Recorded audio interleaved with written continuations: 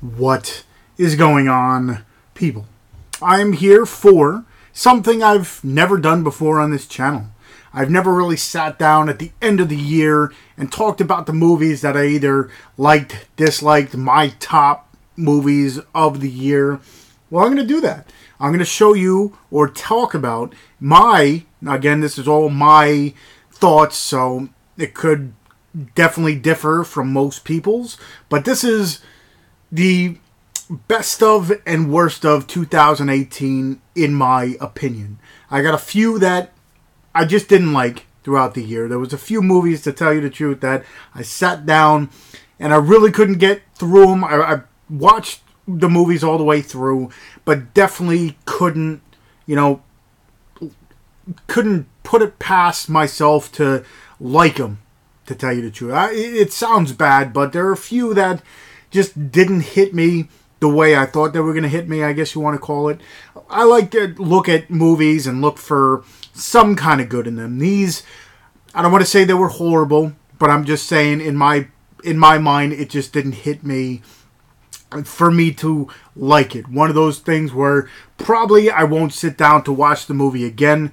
There's some movies that I'll watch again just to, kind of make up for it or maybe look at it a different way. These couple movies, I don't need to watch them again, to tell you the truth. Two of them are comedies, and to tell you the truth, comedy is not the same for me anymore. That used to be my go-to movie when I was younger, whether it be the Mel Brooks movies, a whole bunch of, his stuff like Blazing Saddles and Young Frankenstein and Spaceballs and stuff like that, to, Celtic Pride and Nothing But Trouble and stuff like that. Like, stuff from the late 80s, early 90s was my, comedy. And then it evolved into Happy Gilmore and stuff with Adam Sandler's, his original movies, and Billy Madison and stuff. And then it took a turn for the worse, probably the late 2000s, going into, 2010s and stuff. And comedy went from, I always liked smart humor, and then it just became dirty humor, and then it was just the same thing over and over and over, recycled, dick jokes and all that stuff. So the two movies that I watched, and I was just like, I just didn't laugh, didn't, really see anything. And I think it might be because they were like PG-13, and maybe they didn't go too far. But the two movies that I watched and I just didn't like was Life of the Party and I Feel Pretty. I don't know. It's just, they didn't hit, like I said, I'm a fan of early 90s and late 80s comedy and stuff, and comedy nowadays is just not what it used to be. So these two, to tell you the truth, I watched and I was just like, wasn't impressed. Here and there I might have found one or two jokes funny, but it's far from back in the day where I'd be laughing the entire movie. And so those two I really didn't like. And this one, I wanted to like it because I do like Jennifer Lawrence and a lot of her stuff. But this one, I don't know. I don't know if it was the pacing. I don't know if it was just, I didn't get into the whole plot and all that stuff. But to tell you the truth, if I don't watch this one again, I won't miss anything. And that's Red Sparrow. I don't know. It just wasn't what I thought. Not what I thought. I didn't know what I was getting into. I didn't watch a trailer, but I was like, Jennifer Lawrence, I like her in a lot of stuff. I watched this, and it was just not my cup of tea. Some people could have loved this movie. Me, myself, to tell you the truth, I just didn't get into it. These next couple are ones that I had high hopes for. I heard good things. I heard bad things. I watched trailers, and I was like, I'm going to like these movies. I don't go by most people's stuff. I have my own views. Again, like I said, these movies, some of you are going to love them. Some of you are going to agree with me and not like them. Or so-and-so, the ones I do like, maybe you don't like. But it's just one of those things. I go into everything with my own opinion. And these couple here, I got 5 of them. I was, going into them thinking, I'm going to like them. I saw the trailers and I was like, I'm going to dig them. The first one, like I said, comedy isn't my forte anymore. Not my forte, but I just can't find ones that I definitely dig. There are I'll get into it a little later on. But this one, to tell you the truth, I was harping on John Cena because I watched him in Trainwreck, and I thought he was really funny in that. Like, his part alone. Trainwreck wasn't the greatest of movies either, but his part in it, I was like, maybe he can, lead a movie, and I'm going to dig it and like it a whole lot. Not saying I hated this movie. Not saying it wasn't as funny as, those couple that I mentioned before.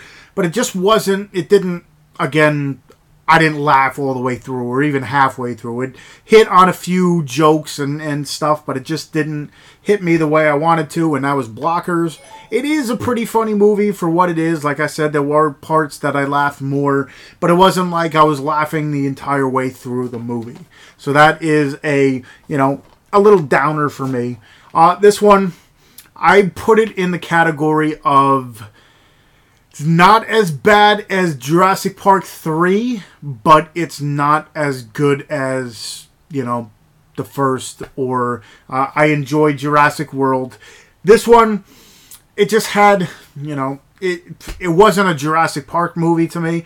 It had that Jurassic Park 3 vibe to it, where it's a little, the dinosaurs are like second storyline. I don't know, but I just didn't like it as much as I hoped, and that's Jurassic World Fallen Kingdom. Again, it's a Jurassic Park movie, so I'm going to like it no matter what, but I was expecting more. I enjoyed Jurassic World a lot, to tell you the truth. If my opinion, it goes Jurassic Park is definitely by far the best out of them. Then I like Jurassic World, Jurassic Park 2, then I'll put this one, and then Jurassic Park 3. I didn't like that the least, but it's a Jurassic Park movie for Jurassic Park 3 that I liked it anyway. This one just didn't hit it with me, to tell you the truth. It just wasn't. I expected more, and it didn't hit with me. This one, I was looking, another comedy that I thought would be interesting with, Muppets added in. You get Jim Henson's son in it, and I was expecting a little bit more, but just didn't do it for me either. And that's Happy Time Murders. Before I got it, I heard ups and downs. Some people said it was, hilarious. Some people said it sucked. Again, it wasn't the worst thing I've seen, but watching the trailers, I was expecting a lot more, and I just didn't like it. The next one, A24. I said it before. I did a video of it. If you want more in-depth reviews of certain movies, let me know. But if you haven't seen A24, it's like a parent, not a parent, but like a sister company to Lionsgate. It's more of their independent stuff. They put out a whole bunch of stuff that, in my top 15, I'll tell you, there are 3 A24 movies, I believe, in there. I believe it's 3. But this one, it didn't hit me. Again, it wasn't a bad movie per se, but I was expecting a little bit more with A24. It has some, spooky and creepy parts, but it was a little too odd for me. I just didn't, it didn't hit me as big or as good as some, and that's Hereditary. I don't know, it just wasn't my cup of tea, to tell you the truth. It just didn't, it was a little too off, a little too odd. Again, not a bad movie, I'll tell you that much, but it just wasn't, one for me to, say it was one of my favorites, or that I have to watch it again. It was just a little off, I'll tell you that much. This one, again, another one, interesting plot, and interesting, like, the creatures in this I found cool, but then the plot kind of just went a little all over the place, and I don't know, it didn't hit. Like, maybe if I saw it in the theaters, the visuals of this movie were really good, I'll tell you that much, but I don't know, it just wasn't, the plot didn't drive it home for me, I guess you want to call it. Annihilation, I don't know, it just wasn't, it wasn't, like, I heard really good things. Maybe it's one that I had to watch in the theater, but again, to tell you the truth, the visuals were one thing. The plot itself was something I didn't really enjoy. So those, to tell you the truth, I've seen a lot. Like I said, those I was going through my collection. There's a whole bunch of movies I've seen, but those are the ones that either I didn't like at all, that I can say, listen, I'm probably not going to watch this movie again. The other ones were, ones that I was expecting better. I was excited to see, and then when I watched it, it wasn't as good. These ones, the next ones I'm going to tell you, are ones that I didn't think anything of, to tell you the truth. I was like, yeah, I'm not going to like them. As you can tell, I'm a collector, so I added them to the collection. But these are the ones that caught me off guard, that I liked a lot better than I was going to give them credit for, to tell you the truth. The first one, I enjoyed the first one for the creativeness, the differentness of it, I guess. It wasn't a great movie per se. And then the second one came out, and I was like, I don't know what they could do with it. Like, it was, what else could they do? It wasn't, again, the greatest of movies. But to tell you the truth, I watched it, and it was better than the first one, I think, and definitely blew my expectations out of the water. And the movie's called Unfriended Dark Web. This one, again, if you haven't seen Unfriended, it's a little bit different of a movie where the whole movie takes place on like a Skype call kind of deal. The first one was more of, a ghost story, I guess you want to call it. This one is more of, if you couldn't tell by the title, the dark web, where this guy ends up getting a laptop from, pretty much stealing a laptop, and you find out that the person he stole the laptop from was into this whole dark web and this like craziness. And pretty much what happens is he gets on a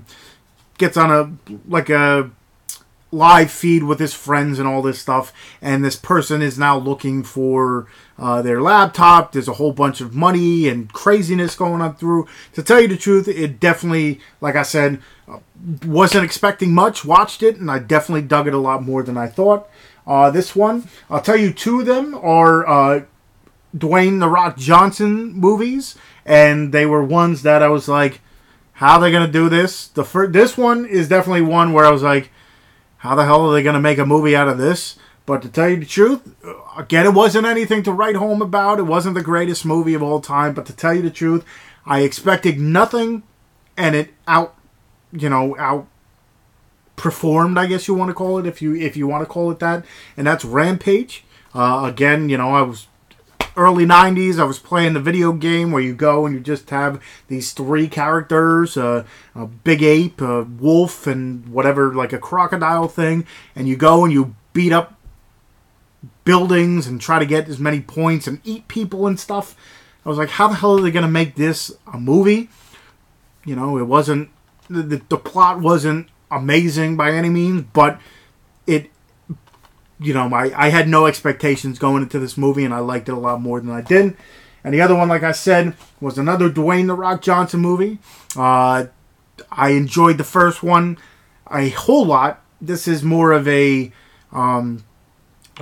sequel to it than a remake. That's what I thought it was going to be when I first heard about it. It came out late last year, but I picked it up and watched it early this year, and that's Jumanji: Welcome to the Jungle. Like I said, Robin Williams in Jumanji, one of my favorite movies of all times. I was like, I just don't know why you would try to either, again, when I first heard about it, I thought it was going to be a remake, and I'm like, why even touch it? And then I found out it was going to be a sequel, and I was just like, why? It's one of those movies you don't have to touch. But to tell you the truth, with Rock, with Jack Black and Kevin Hart, Karen Gillan I didn't really know beforehand, but she plays, it was a lot better and a lot funner and a lot, I don't want to say funnier, it wasn't the funniest of movies, but just a lot better than I thought it was going to be. Again, I didn't give it one chance, and I was like, forget it. This, like I've been right in the beginning, I was telling you that comedies, again, kind of disappoint me big time. This one, I must say, this and the movie Tag. I enjoyed Tag a lot, too. But this one, I was like, how funny could it be? Game Night. Game Night is one of those movies where it had me laughing. The whole plot line around, a murder mystery and kidnapping and all that stuff. Definitely, I was like, what am I going to watch? How am I going to... I liked it a lot more. It is a funny movie. If you haven't seen it, I'd say go check out Game Night. So those, like I said, were either ones I hated, ones, disappointed me, or the ones that surprised me the most. I'm going to give you five honorable mentions, and then I'm going to get into my top 15 movies of the year. Again, these are the movies I watched and I liked the most. So some of these, you're going to be like, what? I don't like them. I hated them. Fair enough. Again, everybody's got their own taste. Everybody's got their own, their own style. So I'm going to tell you, some of these might not be your cup of tea, or you watched them and you didn't like them, but these are the ones that I watched and I definitely dug. So let me get into the honorable mentions. There's actually 4 of them. These could have been up there, to tell you the truth, but as I was going deeper into my collection, I was like, I'm going to take these out. This one is recent. It's an interesting ghost story, I guess you want to call it. Recently came out, and it's called Mara. Pretty much a sleep demon, I guess you want to call it, where she haunts you in your sleep, and she comes in stages and stuff like that. I don't want to get way too deep into it, because if I go too deep, this video is going to be way too crazy. But very interesting ghost story with like I said, a sleep demon. Mara, definitely check that one out. This one came out earlier in the year. It stars Zoe Saldana, Madison Wolfe. This one is I don't want to say sci-fi-ish, but it's like a altered reality, I guess you want to call it. It's called I Kill Giants. This one is a young girl who pretty much doesn't fit in with normal society. She kind of makes up her own, her whole world, I guess you want to call it, where there's giants and she's saving the world from these giants and stuff. And it's her coping with a lot of the stress that she's had in her life. According to this, it is I think it was a book beforehand, but I didn't know about it. I watched it and I definitely dug it. I Kill Giants. If you haven't seen that, check it out. This is put out by IFC Midnight. It's part of the Scream Factory collection. One of the recent ones that came out. It's a horror anthology, and I think it's a really good one. Ghost Stories. It's pretty much this guy going around talking to people about their encounters with, the paranormal and stuff like that. And throughout the movie, things start happening to him. I think it's really good. If you haven't seen it, check it out. And the other one that kind of just missed my top. It came out earlier in the year, and it's another one that, when it's shot differently and has, a interesting plot line, I think I like it a lot more because it's different than most movies, I guess you want to call it. This movie stars Claire Foy, and the movie is pretty much recorded straight from iPhones and camera phones and stuff. And the movie's called Unsane. This one's pretty much, this woman thinks that she's getting stalked by a stranger, and she goes and pretty much puts herself into a mental asylum because she doesn't know if she is or isn't. And then at this place, she sees the same person, and it's just a very interesting movie. And again, taped straight on just camera phone and stuff. It's very interesting movie.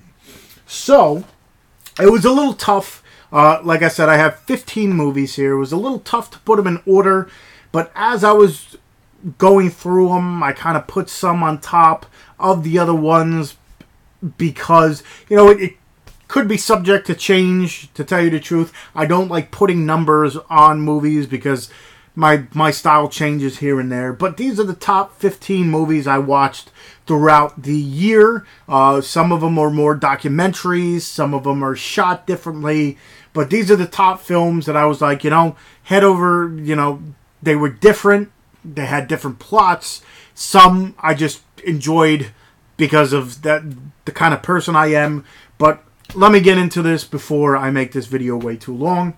The first one, I was definitely intrigued. I saw the trailer for it, and it's more shot documentary style, and I wasn't alive for this story, but according to throughout the documentary, these 3 became like a overnight hit kind of deal. The movie's called 3 Identical Strangers. It's pretty much about these 3 guys who, until they were 18, I believe, or in their teens, they didn't know that they were, at one point they found 2 brothers found each other and found out they were twins. And then throughout, becoming a overnight sensation, they found out they had a triplet. And they found out why, for the longest time, they didn't know about each other and the secrets that were going on throughout their lives. And this adoption agency that they were all placed into. So it goes from like a interesting story to I don't want to say scary story, but you could call it scary, I guess, if you are part of it, kind of deal. But it's very interesting, and the what happens from the highs to highs to the lowest to lows, I thought it was really cool. Again, it's more of a documentary movie than anything. But Three Identical Strangers, I definitely dug that one. This one recently I got, and it stars Bella Thorne. And just the plot, I thought it was really cool. And it's called I Still See You, and it's pretty much a post-apocalyptic kind of deal where they live in a world where it's ghosts or like an imprint of people living through like at the same time as people who survived this ordeal, I guess you want to call it. It was a explosion, and half the people lived, half the people didn't, but the people who didn't, their imprint is still lingering there. And throughout this movie, you get a murder mystery, and it's pretty much people trying to figure out the clues from, the people that are still living, the people that are dead, and all that stuff. It's definitely an interesting movie. I think I dug it because of the plot line and the twists and turns that were in this movie. It was one that I've never seen before, so I think that's another reason why I liked it so much. And this is number 14.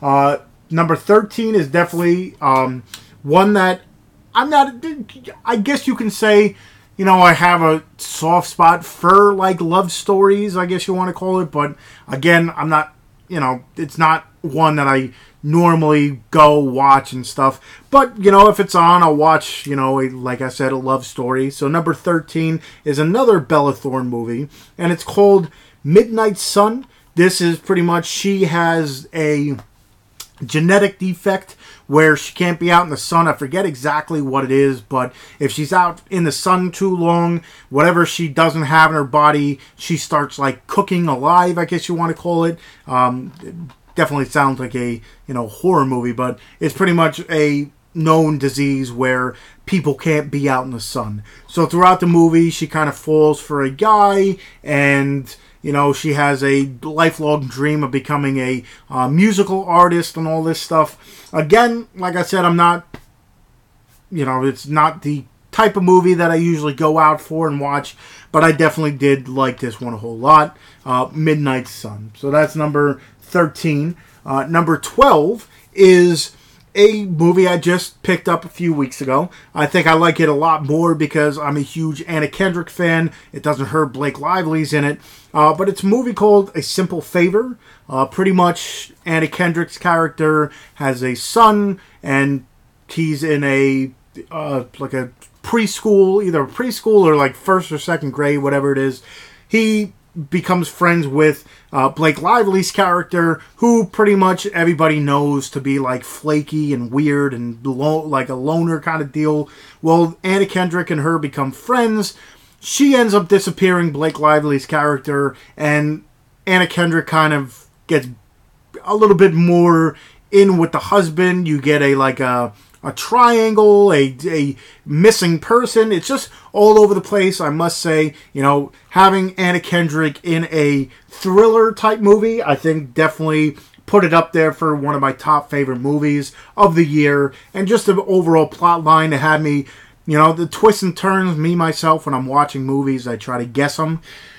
I didn't get this one, to tell you the truth. I thought I got it, and I didn't. So I was kudos to this movie, but it's up there, and this is number 12. Number 11, not the biggest of action movies or superhero movies or stuff like that, but to tell you the truth, getting every single Marvel character pretty much addressed now in one movie, I couldn't not put it up there, and that's Avengers, the Infinity War. Again, like I said, getting every single person in the Marvel Universe up to date in this, and adding a few, and having, a second one coming and stuff. I couldn't really not put this up there. I definitely dug it. Again, action movies aren't my favorite per se, so it's not high up there as some, but I'll tell you, it definitely is one of my favorites of the year. But again, not really the biggest of Marvel or stuff like that fan. So, but like I said, it does go up there in the top 15. So that is this is my top 10 now. So okay, here we go. Top 10. Didn't read the book. Didn't know what I was getting into, but just the nostalgia factor of it, the stuff that was in it, I was like, I definitely dig this movie a whole lot. Didn't need to read the book. Didn't care, I guess you want to call it. But Ready Player One, again, just having so much stuff from my childhood, whether it be, like I said, nostalgia coming full circle, or not full circle, but a lot prevalent in this movie, plus the plot line, plus the story was all over the top, and I just dug it a whole lot. So Ready Player One, that's up there. First of 3 A24 movies. This is number 9 on my list. So that's The Last Movie Star with Burt Reynolds. Never really a huge Burt Reynolds fan before this. Can't say, watching this movie, I'll go and check it out. But this is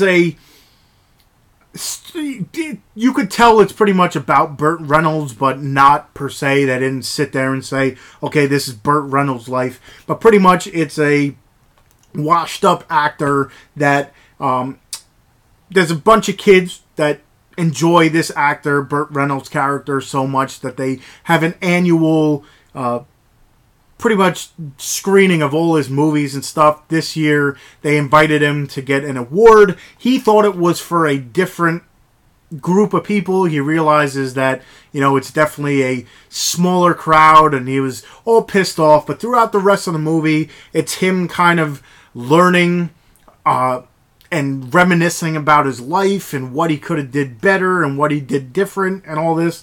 And it's pretty much an eye-opening experience for him. I definitely dug this one. If you haven't seen it, definitely check it out.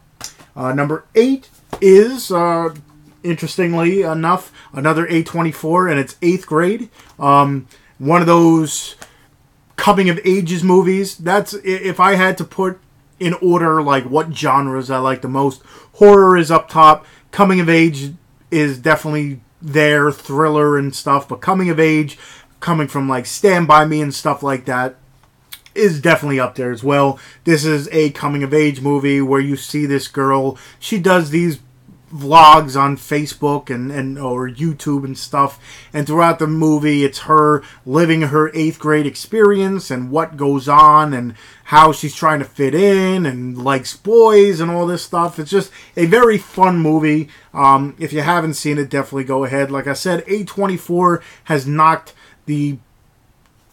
all the movies, like I said, besides Hereditary, which I wasn't the biggest fan, but again, it wasn't horrible. But anything that A24 puts out, I definitely dig a whole lot. So check out 8th Grade. Number 7, I believe it's number 7. Number 7. It's not visionary or the plot line isn't the newest of anything, but the way the movie was shot and the smallness of it, I guess you want to call it, I think I liked a lot. And I don't know, for the type of movie it is, I definitely enjoyed it a lot. And that movie is called Revenge. Again, it's almost like a rape revenge kind of deal, even though there's not really much of a, if you've seen many rape revenge, the action really isn't that big of a deal. But pretty much they go and they throw this girl off a cliff, and she comes back and kills the few guys that are there. And it's just I think I like it a whole lot because it is of such a small area, and the grittiness and the action in it. There was a lot more like blood, guts, and gore in this than I definitely imagined. But Revenge definitely caught me off guard, and it's number 7. Number 6 is a Joaquin Phoenix kind of fell off the earth for a little bit, and then you found out that when he went nuts and was like rapping and stuff, it was for a role in a movie that he was taping, like his own thing. This one I picked up randomly, and I dug a whole lot, and it was earlier in the year, and the movie is called You Were Never Really Here. Pretty much, he is a war veteran who is now kind of living his own life, and he kind of takes a like vigilante kind of approach to life, where he goes and searches for girls that are being held and trafficked and stuff like that, and he pretty much becomes a vigilante and just goes after people and causes havoc and finds girls and stuff like that. Definitely one that kind of was under the radar of most. I didn't see a trailer. I saw a trailer for it when it came out, because I remember looking at it and I'm like, what the hell is this? But offhand, really did dig it. So that's top 4, top 6. And then these are the top 5 movies of the year. Some of these, people are going to look at me and say, I didn't like the movie. My number 1, I'll tell you right now, when I posted a picture up on my Instagram, I had the most, mixed reviews there, like mixed comments. Number 5, my top 5 movie of the year. I thought this was really cool. I thought the plot was really cool, and I just thought the overall, feel of the movie was cool, even though the dialogue, you didn't have much of any. And that movie is A Quiet Place. This one is where you have these creatures that pretty much hear anything, so you have to be as quiet as possible, or these things are going to come after you and pretty much attack you and kill you. Well, most people, I think, had a problem with the movie because they kind of just jumped right into it and didn't give you a, behind the story, I guess you want to call it, where these creatures came from. Sometimes I like it, but sometimes I don't need it. In this movie, I definitely didn't need to know where the creatures came from. I kind of like how they just jumped right into it. I like the fact that they kind of had to use, their sign language and stuff to make sure that the monsters didn't hear them. And then, of course, the cool part, I think the reason I liked it a whole lot, and it's small parts, but I think it's really cool, is how they, found different places where they can, because not talking for the longest of time and stuff could make you go crazy, which you can tell that by that point some of the characters were. But if you haven't seen the movie, a little spoiler, they have a waterfall, and they were able to yell as loud as they wanted to because waterfall was over encompassing their yelling. I thought that was really cool. Again, small little plot lines, but to tell you the truth, the overall plot and the movie itself made it to my top 5. A lot of people are talking about another Nicolas Cage movie that definitely probably is up in my top 20, top 25 movies of the year. But it was definitely a little over the top and weird for me. Really cool, really interesting plot line, but a little bit too over the top, I want to call it. But this one here is my number 4. It's one that I know a lot of people didn't talk about. I don't know if they just didn't know about it or kind of fell under the radar. It stars Nicolas Cage and Selma Blair. And it's just an interesting plot line where the parents just, for some reason, kind of go after their kids and try to kill them. And that is Mom and Dad. Another movie where it fits Nicolas Cage perfectly, I guess you want to call it, where his craziness, definitely in Mandy, definitely, if you seen Mandy, which was the other movie I was talking about, it definitely fits him to a T, his craziness and goofiness. This one does as well, but this one I just like a little bit more. I like the plot line, I like those, because it has some, horror comedy aspects into it, but just overall, the plot of this one, I definitely dug more than Mandy. And this one is, like I said, number 4, my top 4. Top 3, the first one is another A24 film.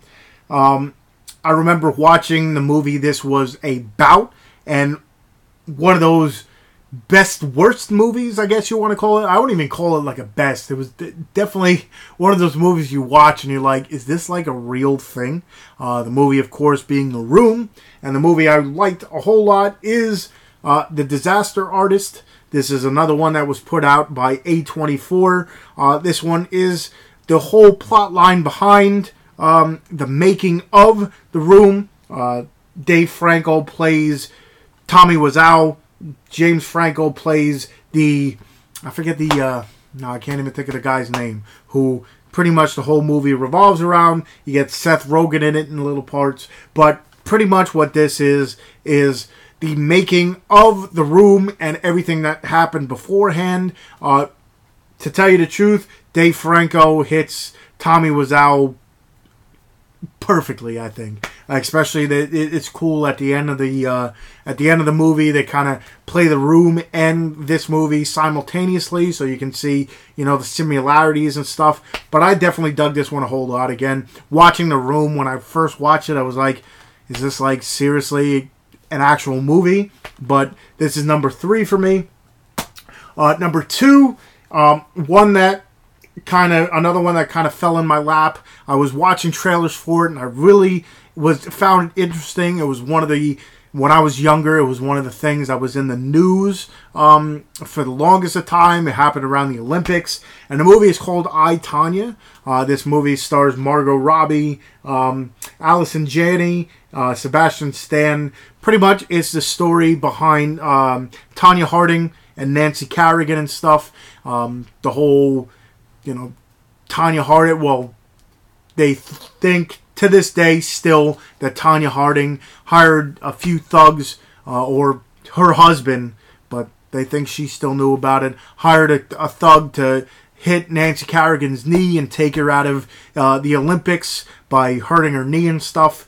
This is pretty much, the backstory of what you didn't know about Tonya Harding. She became public enemy number 1 after the husband, like I said, hired this gun and she didn't know anything about it per se or whatever. And it's just, you find out that she really didn't have the greatest of childhoods and what happened to her and all this stuff. I think it was a really good movie. If you haven't seen it, I'd say definitely go ahead and check it out. And it's definitely one to watch. So, I, Tonya is number 2 for me. And this one jumped to number 1. I watched it a couple weeks ago, or like a week ago now, and just the overall plot and the craziness. It has like a Purge style to it. It has I don't know what else to call it. It's just craziness. It has to revolve around social media and I don't think this will ever happen, but you never know. There could be a crazy town that has something along the lines of this. But the movie is called Assassination Nation. This is another one that stars Bella Thorne. It's got a few other people in it.